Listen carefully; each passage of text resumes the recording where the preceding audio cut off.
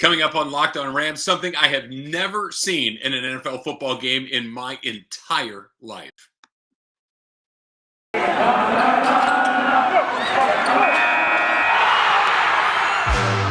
You are Locked On Rams, your daily Los Angeles Rams podcast. Part of the Locked On Podcast Network, your team every day.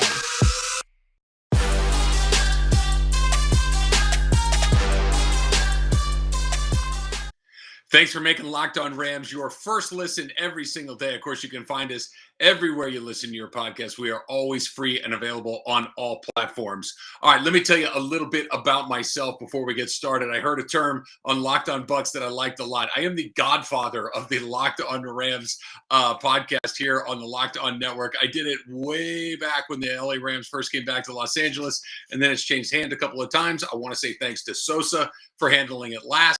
I have covered the Rams for ESPN Los Angeles here in town in LA since they've come back from St. Louis, that they were there for a while. I've done every pregame show, every halftime show, every postgame show for the Rams for the last couple of seasons. I host a daily radio show here in Los Angeles, Travis and Sliwa on 710 AM. So you can check that out if you want as well. But I have been in and around the Rams for the entire time they've been back here in Los Angeles. So hopefully you can make sure that you check out the channel as often as you can. Okay, so let me tell you exactly what it is that I saw on Monday Night Football, which, by the way, awesome Monday Night Football, playoff football. Let's do that more often. Let's make that a regular part of what we do. But I've never seen this before. Everything worked, right? The NFL is hard. The NFL is one of these leagues that if more things go right than go wrong, you're in a pretty good place. Almost never does everything work. And that's what happened with the Rams on Monday Night Football. Everything that they gave into this game thinking might work did, right? The offense was fantastic. The defense was even better than fantastic, whatever word that is. The special teams had what I thought was their best game of the entire season, Johnny Hekker in particular, which we'll talk about. And I'm even going to throw in a fourth element as well, which is the Rams fans represented incredibly well on the heels of what was arguably the worst Ram fan performance since we've had fans back in SoFi during the season. That, of course, was against the San Francisco 49ers last week, week 18 of the NFL season, where the Rams let that game get away from them at the end. In large part, I believe, really, because there were so many San Francisco fans inside SoFi Stadium. So let's start with number one, the offense, right? You got to score some points to make sure that this thing goes your way. And really, other than the opening drive, everything went the Rams' way. Matthew Stafford was good, not great. And that's fine. That's exactly what you're looking for with Matthew Stafford, especially to get that never won a playoff game thing off of his back, right? That he's never won a playoff game. Well, we're done with that. We don't have to worry about that anymore because now he has won a playoff game. And he did it without having to do what he was always asked to do in Detroit, without having to do what I think a lot of Rams fans thought he was going to have to do when he came into this, which is throw for 1,000,000 yards a game. That's not what happened at all. He didn't even put the ball in the air 20 times. It was the lowest amount of passing attempts he's had at any regular season game, at any playoff game, and the Rams won the game comfortably. Not because he threw a couple of touchdown passes, which was nice. Not because he only had a handful of incompletions, most of which were drops by his Rams wide receivers as opposed to bad throws by Matthew Stafford himself, but because of the zero. Right? The zero interceptions, the zero turnovers. That was the part of the game that coming into it was most important. And then coming out of it felt like it was the most important as well. They didn't give Arizona any additional chances. They didn't give them any life. There was never any time where it felt like they got something for free. And that in large part is because Matthew Stafford was great. Odell Beckham was great. Cooper Kupp was great. Tyler Higbee was great. You had the two-headed running backs with Sony Michel and Cam Akers. We'll talk about Cam Akers coming up in a little bit. He was amazing. 5.5 months after an injury that typically keeps you out for about a year or so. He was back and not just in the game, not just surviving, but playing incredibly well along the way. So that's the offensive side of this. The defensive side, you give up 11 points in a playoff game, you're going to win. Quite frankly, they barely deserve the 11 points they got. They were kind of garbage time points. for the most part. Aaron Donald was everywhere. Von Miller really feels like he's started to settle into this Rams defense and become a part of what we hoped he would be when they made that deal with Denver in the first place. He comes over kind of quiet, not a lot of impact. The next thing you know, you turn around, you look up, and he's had sacks in a handful of games in a row. It has been incredibly impressive. We saw him get that sack early in the game. Places are rocking, places going crazy. Von Miller in large part of that. Jalen Ramsey always does what Jalen Ramsey does. He makes sure that the number one weapon on the other team has a quiet night. That's exactly what he did again. I expect him to do it again in Tampa coming up. That's something we'll get to in a little bit as well. And now, of course, you've got Aaron Donald, who going into Tampa has had some success against Tom Brady in the past. He absolutely terrorized Kyler Murray. Obviously, different sorts of quarterbacks. What you're doing with Kyler Murray is going to be a little bit different than what you're doing with Tom Brady, but still an amazing performance from them. All of the Ram defenders did an incredible job. It felt like they had them pinned deep in their own end, the shadow of the goalpost, all of that stuff that you hear over and over again. It happened all night long, which brings us to the third part of this, which is, of course, the special teams. Look, Matt Gay's been great all season long, and he did a good job. Brandon Powell has been a really nice addition to the special teams unit. We saw him return a ball for a touchdown early in the season. He had a couple of nice returns in this one as well. But in particular, on the wild card weekend game, it was Johnny Hekker. Look, Johnny Hekker for a long time has been the best punter in the NFL. And if he wasn't the best, he was very, very close to being the best. Quite frankly, he wasn't this year. The vast majority of this season, Johnny Hekker is somewhere between average and less than that, and certainly nowhere near the Johnny Hekker that was such an important part of what the Rams have done for the last couple of seasons. Well, you get to what happened on Monday night at SoFi Stadium, and he was terrific, just absolutely fantastic. It seemed like every time Arizona had the ball, they were on their own 5-yard line, their own 10-yard line, certainly never had any field position to speak of, and we know what happens after that, right? Kyler Murray in the end zone, he throws up that jump ball. David Long Jr. steps in front of it. That's because it was a short field. That's because they're deep in their own end. That's what Johnny Hekker was able to do. And lastly, the fourth phase, right? We know offense, we know defense, we know special teams, but there was a fourth phase in that one as well, which was the fans. Look, I've been very lucky being in SoFi for every game this season, and without one exception, it has been amazing. The fans have turned out and been not only in huge numbers, but in incredible enthusiasm. It's loud. Even a game against a team that you would expect maybe is going to have a little bit of a different vibe. A game like Jacksonville, right? Jacksonville doesn't have a ton of road fans. They're not going to be coming in. There's not a ton of Jacksonville transplants in Los Angeles. All of those things, right? Place is rocking. It's a good vibe. It's a full house. All of those things. The worst moment in SoFi so far was 2 Sundays ago against the Rams. We can debate the numbers, right? Maybe it was 50-50. Probably wasn't. Maybe it was a little more San Francisco than in LA. It definitely was. 60-40, whatever, however you want to slice it. Fact of the matter is, there was nothing but Niner fans in that place. And that's certainly what it felt like when you were in there. And it mattered. It made a big difference. And it was one of the classic LA thing, right? Oh, they don't show up. They sell their tickets. This, that, and that. Okay, whatever. Playoff time comes around, all Rams fans. The atmosphere in that place, absolutely electric from the beginning, from the opening kickoff until the very end. The place was rocking. The Rams fans represented huge, and it was an unbelievable performance on their part.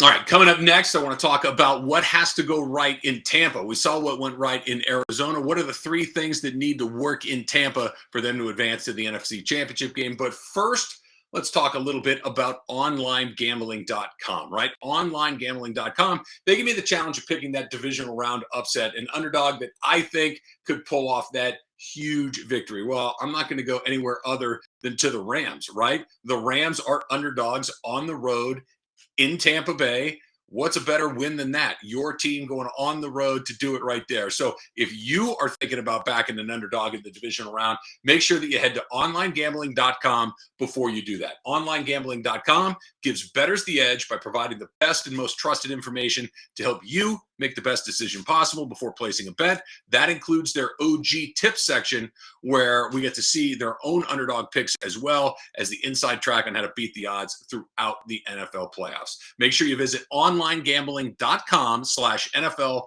for all the latest gambling news, tips, and info to beat the odds and give you the edge throughout the playoffs. Remember, onlinegambling.com/NFL to make the most of this year's playoffs.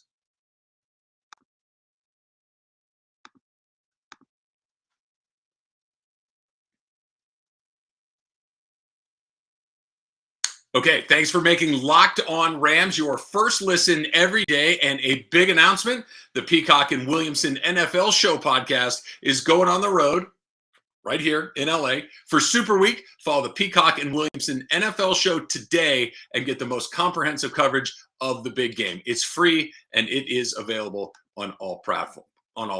Okay, so like I said, the three things that need to happen in LA, right, or I should say in Tampa Bay, for the Rams to have success, it's not super complicated, right? Number one, they need to make sure that they deal with Vita Vea. Vita Vea is the scariest guy on that field. I know Tom Brady has a handful of actually, he's got almost 2 handfuls of championship rings, which is a whole nother thing that we'll talk about on Locked On Rams. We'll point all the reasons you should probably dislike Tom Brady. That's coming up on another Locked On Rams podcast. It's a long list. I'm going to need a little time to get into that. But Vita Vea is the guy that does what gives the Rams the most problems, right? You're going to have to find a way to deal with that guy. He's the guy in the middle of that defensive line. Go back to the Super Bowl against the New England Patriots a couple of years ago. What happened? John Sullivan got blown up all night long by Hogan in the middle of the field, and it was over and over and over again. And the Rams offense does not work at its best when that pressure is coming from the middle of the field. That's what Vita Vea did. Now, they did a pretty good job on him early in the season. We've seen them be able to handle it on occasion, but when the Rams struggle, who's it against? San Francisco. What do? They get pressure up the middle. Who did they struggle against this season? Tennessee. What did Tennessee do? They get pressure up the middle. That seems to be a little bit of the Achilles heel with what the Rams have struggled with, and Vita Vea is one of the best in the business. So they're going to have to find a way to get Brian Allen to maybe not win that matchup over and over and over again, but at least win as often as he gets beat in that thing. Maybe give him some help, maybe find some ways to get Matthew Stafford on a boot, on a roll, on whatever it is by design, as opposed to by necessity where he's got to move because it's coming right at his face. We've seen them have some great deal of success when they roll Matthew Stafford out, buys him a little bit more time. And a lot of times when they'll roll him out, they'll hit that ball down the field. But if they're not having some sort of success against Vita Vea there at the very beginning, we know what that goes. We know how that plays out. And that seems to be the one thing that when that starts to go, the Rams have a very hard time of throwing a counterpunch right there. So keep your eye on the middle of that defensive line with Vita Vea and Tampa Bay. If they can do that, they're in a pretty good spot. Okay, so number 2, bad Matthew Stafford. Bad Matthew Stafford took a night off against the Arizona Cardinals, and thank goodness he did, because what we did see was fantastic, right? He was a guy that was incredibly efficient. Let's go back to this. When he came in, let's go back even further. When Jared Goff left, there was this sense where that Jared Goff was killing you because he turned the ball over too often. That Jared Goff was killing you because on the rare occasions where the Rams were behind, he couldn't make something happen. They weren't a good team from coming from behind. And what he was perhaps worst at was he doesn't make things happen off schedule, right? That if the first read wasn't there, if what you are hoping for first is unavailable, now what? He struggled with it. He did. And it became very obvious that they were capped out. The ceiling on where they were going to go with that sort of quarterback play was what it was. Last year, you get to the divisional round. It actually was okay, but that was kind of the end of the line. It felt like maybe that was as far as you were going to go. They make the deal for Matthew Stafford. I think when they did that, it was kind of this idea of, oh, he's going to throw for 300 yards a game. He's going to throw for 3 touchdowns a game. He might have an interception here or there, but he's going to make stuff happen if the line breaks down a little bit, or all of a sudden you're behind in the fourth quarter and you got to go down the field. He's calm, he's cool, he's collected, all of this stuff. Okay, that's cool. That's nice if you're able to do those sorts of things. But the fact of the matter is, that's not really what they need him to do. He can. And we saw it against Baltimore, where he was able to drive down the field towards the end and give them that touchdown and win that game. That throw to Odell Beckham was a 10 out of 10 to get that first down on 4th and 5. The throw to Odell Beckham to score the go-ahead touchdown was a 10 on 10. It ended up winning the game. But ask yourself this. Why were they in that position in the first place? Why were they behind a Baltimore Ravens team late in the fourth quarter that was playing a quarterback not named Lamar Jackson? Why were they there? It's pretty obvious, right? Matthew Stafford threw a couple of interceptions and Matthew Stafford fumbled once. Why did they struggle with a team like the Minnesota Vikings the week before that, despite the fact that Minnesota is already kind of out of the playoff picture, that Minnesota really is not a terribly dangerous team? I know it's loud and the fans and the skull and all, and great. But why were they in trouble in that one? Because Matthew Stafford turned it over 3 times in that game. Why did we talk about another San Francisco loss the way that we did, at least in part? And why did the game end the way it did? Matthew Stafford turned the ball over.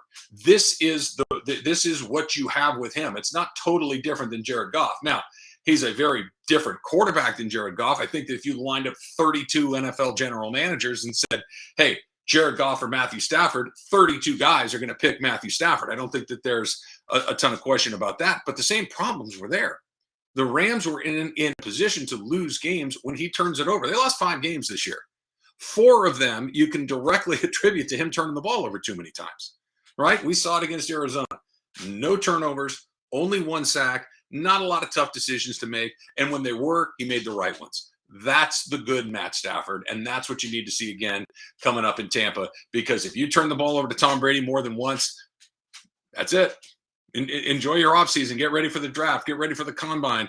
Get ready for whatever is coming next in your life. Go Dodgers, go Lakers, or whatever it is you root for, because Tom Brady's not going to let you turn it over 3 times. Kirk Cousins might.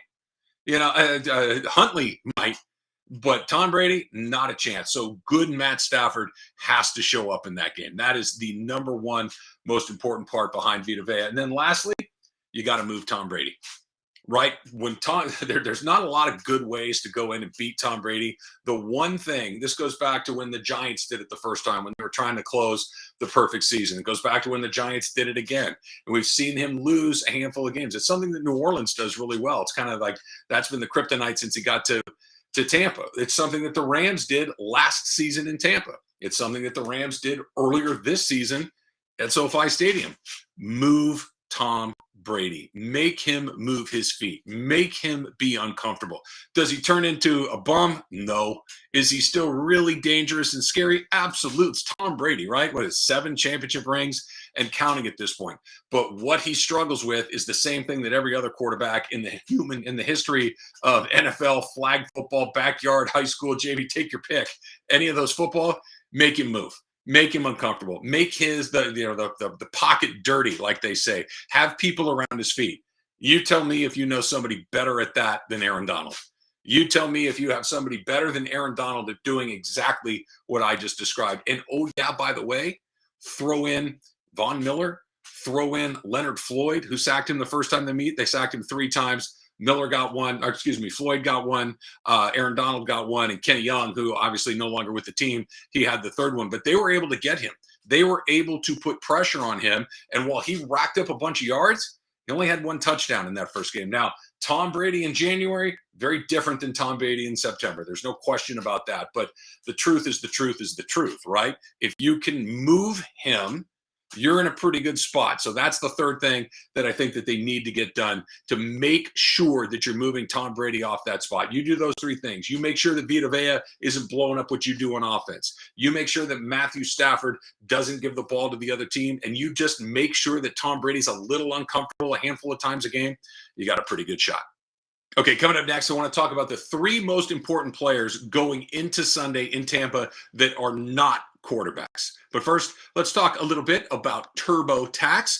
People think that unusual circumstances mean complicated taxes, but for the folks at TurboTax Live and their experts, that's what makes things interesting. Maybe you inherited a condo, right? Maybe you're renting it out. Maybe you're getting paid in some non-traditional funds. Maybe it's crypto and you're not quite sure how it's taxed. People are doing that now, right? So for TurboTax Live experts, an interesting life can mean an even greater refund. Luckily, TurboTax can match you with the right expert who has the experience in your unique situation. They can answer all of your tax questions right from your phone or your computer. You don't have to go anywhere. You can sit right there on your couch in your PJ pants and knock it out. They can take care of the entire filing process for for you as well. So whether you launched your own startup, you're working multiple jobs, who isn't, right? You're juggling multiple incomes, an experienced TurboTax Live expert can help you during the entire filing process and do your taxes for you, start to finish, and you get the tax deductions you deserve.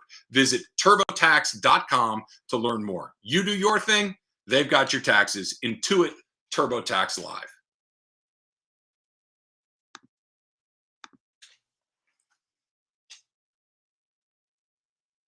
Thanks again for making Locked On Rams your first listen every single day. You can find Locked On Rams wherever you get your podcasts. We are always free and available on all platforms. Okay, so the three people that are not quarterbacks that are most important going in to the next game in Tampa, right? Sean McVay, number one. Sean McVay has, shall we say, some tendencies. Shall we say that Sean McVay has some ideas? I think what makes Sean McVay such a good coach is his entire full belief in that his type of football, his philosophies of football are going to be effective. And guess what? So far, so good. You know, and for those of us that got to experience the beginning of the Jeff Fisher era, there is the idea, well, no, this is how we do it. Yeah, well, you shouldn't, because you keep losing game after game after game. We still have that 7-9 BS that you're talking about at best, or 4-12 the first year here in LA.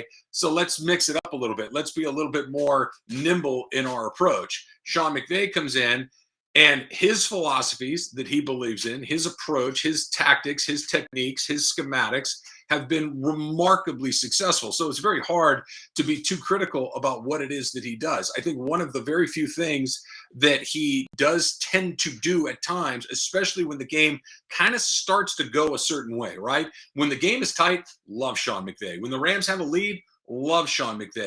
It's when the Rams fall a little bit behind that sometimes it seems like they push, right? They push to a point where they become a little bit predictable, where they become a little bit one-dimensional.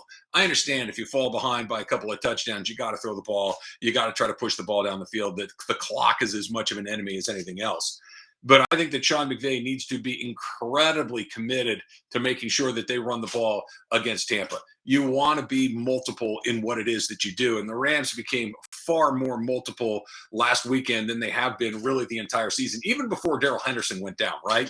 Darrell Henderson was the starting back of the season after Cam Akers went down with that Achilles injury. And he came in and he would play a little bit, and Sony Michel would play a little bit, but it wasn't, okay, one guy's going to hammer you, the next guy's going to hammer you. It was a little bit, okay, this is Henderson's job, and Michel's here because they just need somebody to kind of fill some space. Darrell Henderson goes down again. What else is new? And then Sony Michel comes in, and he's really good. He's really good. And then the deeper into the season you start to go, the better it is that he starts to play, right? All of a sudden, Sony Michel becomes a weapon. And once they started to give him the ball more and more and more, what starts to happen? Matthew Stafford starts playing better and better and better. So let's jump forward to what comes up on Monday night against the Cardinals. Well, it's not just Sony Michel, who, by the way, was really good. It kind of got lost in the shuffle because there were so many other things going on. But now you've got Cam Akers. Go back to last year's playoffs. Go back to last year towards the end of the season. Cam Akers was the offense for the Rams. Cooper Kupp, phenomenal, obviously. Robert Woods, really, really good player. I think he's an incredibly underrated player. But it was a bunch of Cam Akers over and over and over again, and it was working. They beat the Seattle Seahawks in that playoff game like that. They did a bunch of Green Bay. Thought he did a really good job. He's hurt. Well, now he's back. 5.5 months after an Achilles. I don't know how he did it, but he's back. And it wasn't just that he was out on the field. He was smashing guys. He was absolutely smashing guys. I mean, I'm thankfully Vita Vea's okay, but you saw him run over, and he was so hyped. I don't think he was talking junk to him at all. I think he was just hyped that he had a moment. But you could tell this is a guy not looking to stay healthy and avoid contact. He's looking to run people over, and he did. So now you've got Sony Michel, who's very comfortable. You got Cam Akers, who's very comfortable. Let's use those guys. Let's make sure that Sean McVay doesn't get caught in that. I'm a passing guy. Cooper Kupp's an MVP candidate.